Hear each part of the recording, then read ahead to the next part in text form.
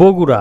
এই বগুড়াকে উত্তরবঙ্গের প্রবেশদ্বারও বলা হয়। মূলত ঢাকা থেকে উত্তরবঙ্গের বেশিরভাগ জেলায় যেতে বগুড়াকে অতিক্রম করতে হয় বলেই এই জেলাকে বলা হয় উত্তরবঙ্গের প্রবেশদ্বার।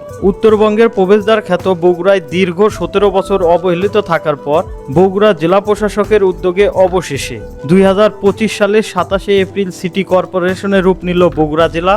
ইতিহাস থেকে জানা যায় বাংলার প্রাচীনতম একটি নগরী বগুড়া। বগুড়া শহরের কেন্দ্র থেকে 11 কিলোমিটার উত্তরে মহস্থানগড় অবস্থিত, যা একসময় প্রাচীন বাংলার রাজধানী ছিল, যার বয়স প্রায় 2500 বছর হয়েছে। বগুড়ার প্রশাসনিক ইতিহাস শুরু হয় 1876 সালে বগুড়া পৌরসভা প্রতিষ্ঠার মাধ্যমে।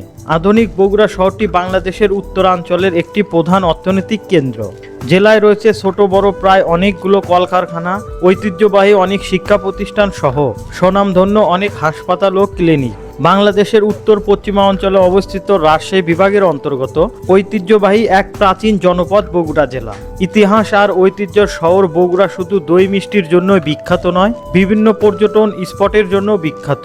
বগুড়া জেলায় রয়েছে বিভিন্ন দর্শনীয় স্থান। আপনি যদি কখনো বগুড়া বেড়াতে আসেন তাহলে এই দর্শনীয় স্থানগুলো অবশ্যই ঘুরে আসবেন।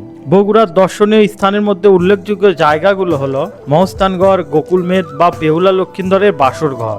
এছাড়াও রয়েছে বগুড়ার সারিয়াকান্দির প্রেম যমুনার ঘাট, কালীতলা ঘাট ইত্যাদি। বগুড়া শহরের অবকাঠামো, সেবা ও ব্যবসায়িক সুযোগ বৃদ্ধি পাবে। শহরের শিক্ষা ব্যবস্থা ও স্বাস্থ্যসেবা খাতে আরও বিনিয়োগ করতে পারে, যার ফলে শিক্ষার মান এবং চিকিৎসা সেবা উন্নত হবে।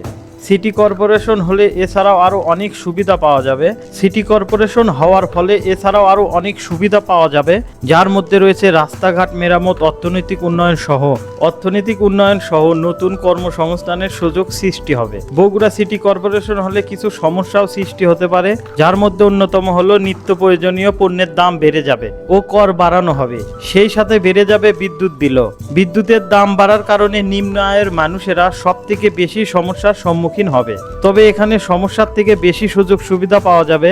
শিক্ষা ব্যবস্থার মান উন্নত হবে, চিকিৎসা সেবা উন্নত হবে, লোডশেডিং অনেক কমে যাবে। সিটি কর্পোরেশনে গ্রামের তুলনায় লোডশেডিং অনেক কম হয়।